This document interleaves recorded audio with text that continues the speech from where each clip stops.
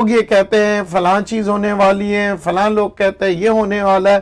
لوگ پریشان ہیں کہ حقیقت کیا ہے۔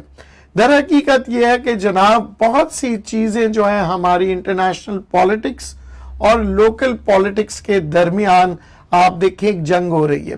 آج یہ جناب ایک مختلف جاپان کی ایک نیوز ایجنسی ہے،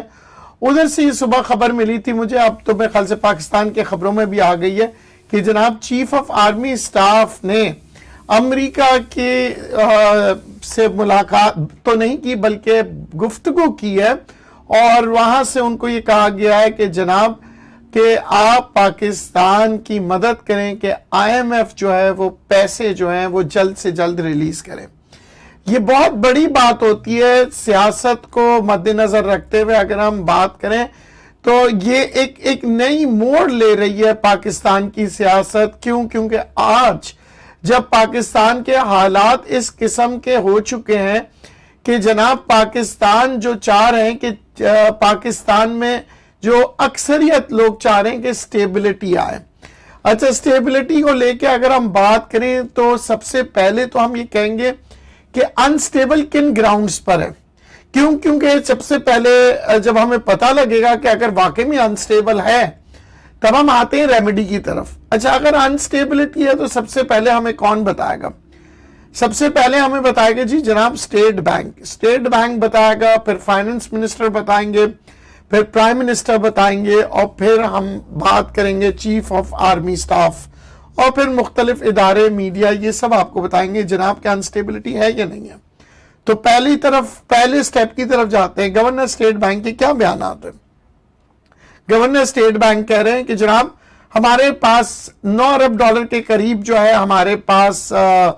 ریزروز موجود ہے، اس کے علاوہ 4 ارب ڈالر کا سونا موجود ہے، اس کے علاوہ ہمارے جو قرضے ہیں وہ کسی انڈیویجول سے نہیں لیے گئے، مختلف ممالک سے لیے گئے، اور ان ممالک سے لیے ہیں جو ہمارے ساتھ بڑے فرینڈلی ہیں، اور ہمیں کسی قسم کا ان ملکوں سے کوئی دباؤ نہیں ہے۔ دوسری جانب وہ یہ بھی کہہ رہے ہیں کہ جناب اس مہینے یعنی جولائی کے مہینے میں تیل کے امپورٹ جو ہیں وہ کم ہوئے ہیں، جس کی وجہ سے آپ دیکھیں گے کہ امپورٹ بل جو ہے وہ ہمارے کم نظر آئیں گے۔ اور ان سب باتوں کا مجموعہ لیتے ہیں تو ہمیں ایسا لگتا ہے کہ جناب ایسی کوئی خطرے کی بات نہیں ہے کہ معیشت جو ہے تباہی کی طرف چلے جائے گا، کیونکہ اگر ہم جے پی مورگن کی بات کریں تو جے پی مورگن بھی یہی کہہ رہے ہیں۔ مگر ایس این پی کی بات کریں تو ایس این پی نے ہماری جو یہاں پہلے ہمارے کو نیوٹرل ایک لیول پہ ہمارے جو تجزیہ کار تھے ایس این پی کے، وہ کہہ رہے تھے کہ ہم نیوٹرل سطح پہ بیٹھے ہوئے،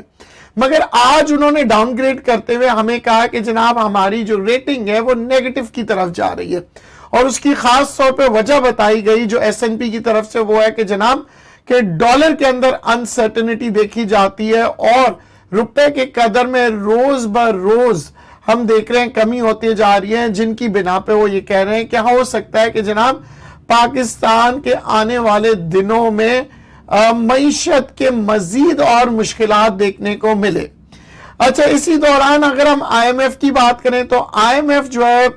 اپنے جتنے بھی ان کی شرائط تھے وہ طے ہو چکے ہیں، مگر یہی بات اگین جو کہ ہم سب یہ معلوم کرنا چاہتے ہیں تو پھر وجہ کیا ہے کہ ڈیلے ہو رہی ہے۔ اچھا، اگر ہم ایک لمحے کے لیے یہ کہتے ہیں کہ جناب آئی ایم ایف کے پیسے نہیں آتے فرض کریں، تو اس صورت میں پاکستان کیا کرے گا؟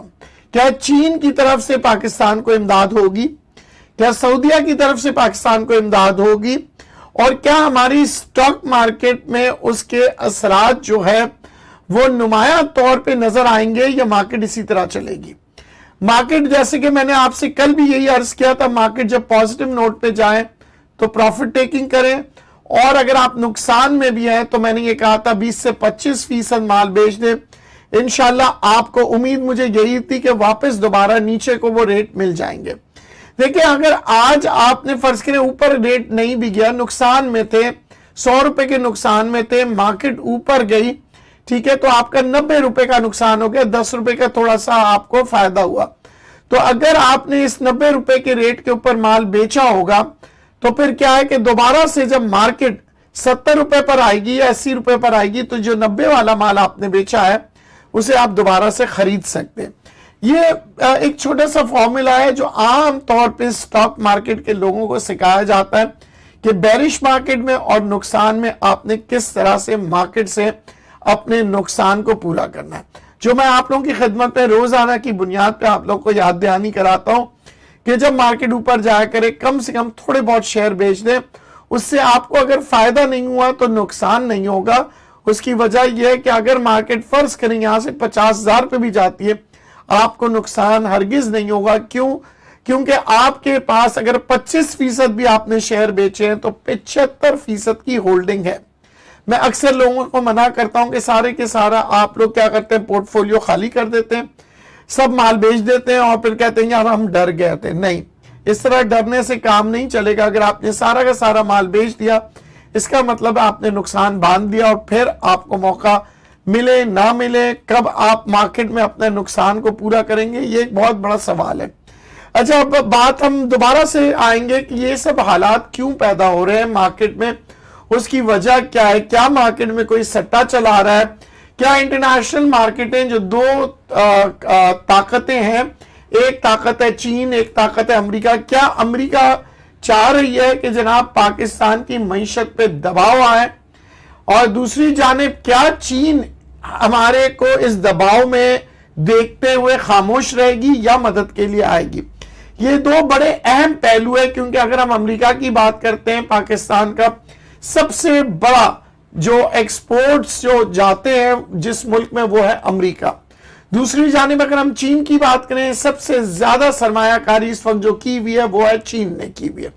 تو اب کیا چین اپنی سرمایہ کاری کو محفوظ رکھنے کے لیے پاکستان کی مدد کرے گا یا نہیں کرے گا،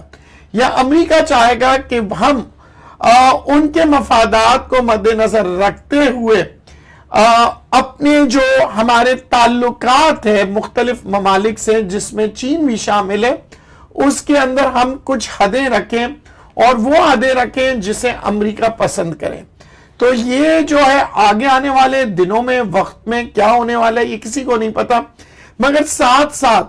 ہمارے دشمنوں کے کام آسان کرنے کے لیے ہمارے سیاستدان بیٹھے ہوئے ہیں۔ اس کی وجہ یہ کہ یہ آپس میں لڑتے چلے جا رہے ہیں خود کی مفاد میں۔ ہر کوئی چاہتا ہے کہ مجھے جو ہے طاقت ملے، ہر آدمی کہتا ہے جی میری پرائم منسٹرشپ ہونی چاہیے، میری حکومت ہونی چاہیے، فلاں شخص چور ہے، فلاں شخص خراب ہے۔ اب یہ جو صورتحال ہوتی ہے اس کا فائدہ اٹھاتے ہیں وہ ملک جو چاہتے ہیں کہ پاکستان میں انسٹیبلٹی ہو۔ اس وقت اگر ہم کہتے ہیں کہ پولیٹیکل انسٹیبلٹی، تو مگر ہم پالیسیز کے اوپر اگر ہم بات کریں، پالیسیز میں انسٹیبلٹی کچھ نظر نہیں آ رہی ہے، کیونکہ اگر ہم بات کرتے ہیں پرائیویٹ اداروں کے شیئرز کے بیچنے کی، تو ابھی تک آپ دیکھیں نہ عمران خان صاحب نے اس پہ کوئی انگلی اٹھائی ہے، نہ نواز شریف صاحب نے، نہ زرداری صاحب نے۔ اس کا مطلب یہ کیا ہے کہ ہم اکنامک ایجنڈاز پہ کوئی قسم کے جیسے کہتے ہیں نا کوئی الفاظ نہیں سن رہے، کوئی ہم یہ نہیں سن رہے کہ جناب گندم کی امپورٹ کیوں کی گئی، کوئی ہم یہ نہیں سن رہے کہ جناب کہ ہمارے یہاں سے افغانستان سمگلڈ ہو کے کون سے سامان جا رہے ہیں۔ ہمارے یہاں یہی سنا جا رہا ہے کہ جناب عمران خان کی ان سیٹوں کے اوپر یہ مسئلہ ہو رہا ہے، ان سیٹوں پہ یہ ہو رہا ہے، چیف منسٹر پہ یہ ہو رہا ہے۔ اب آپ غور فرمائیں، کیا ایک بھی بیان آپ نے سنا کہ عمران خان نے کہا ہو کہ جناب اگر آپ یہ کر لیں گے تو ہماری معیشت بہتر ہو جائے گی؟ نہیں، وہ کہتے ہیں کہ جناب پوری کی پوری پرائم منسٹرشپ دے دیں، مجھے سب کچھ دے دیں، میں معیشت بہتر کر دوں گا۔ دوسری جانب نواز شریف صاحب کی جو ٹیم ہے وہ یہ نہیں کہہ رہی کہ جناب یہ لے ساری کی ساری حکومت لے لے، آپ بتا دیں کیسے آپ جو ہے نا چیزوں کو سستا کریں گے۔ دونوں کے پاس کوئی جواب نہیں ہے، اور پس کون رہا ہے؟ وہی بات ہے کہ دو شخص کی لڑائی میں نقصان کس کا ہو رہا ہے؟ بچوں کا ہو رہا ہے۔ گھر میں جب میاں بیوی کی لڑائی ہوتی ہے سب سے زیادہ نقصان بچوں کا ہو رہا ہوتا ہے، مگر میاں اپنی بات سنا رہا ہوتا ہے، بیوی اپنی بات سنا رہی ہوتی ہے، میاں اپنے حقوق کی بات کر رہا ہوتا ہے، بیوی اپنے حقوق کی بات کر رہی ہوتی ہے، مگر سب سے بڑا نقصان بچوں کا ہوتا ہے۔ اور آخرکار اس لڑائی کا انجام یہ ہوتا ہے گھر ٹوٹ جاتے ہیں، اور گھر جب ٹوٹتے ہیں تو میں یقین کے ساتھ کہہ سکتا ہوں نہ اس مرد کا فائدہ ہوتا ہے نہ عورت کا فائدہ ہوتا ہے، نقصان سارے گھر کا ہوتا ہے۔ اور پھر سوائے اس کے کہ ہم یا تو شرمندہ ہوتے ہیں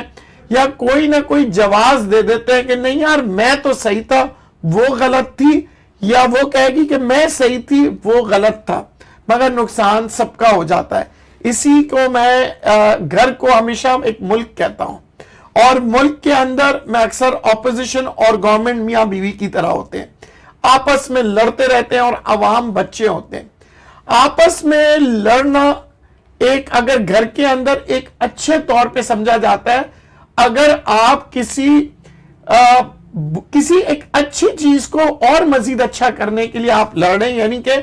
تنقید برائے تنقید نہیں بلکہ تنقید برائے اصلاح، یعنی کہ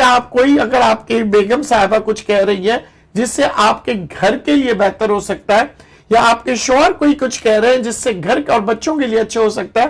تو اس لڑائی کو ہم کہتے ہیں کہ جناب یہ بڑا ہیلدی ہے اور اس سے اچھا ہے کہ گھر میں چیزیں بہتر ہو سکتی ہیں۔ ایک مثال دے دوں گا، گھر کا خرچہ اور بجٹ، پاکستان کا بجٹ ایک جیسے ہوتا ہے۔ میاں آتا ہے پیسے دیتا ہے بیگم کو، بیگم یہ میرے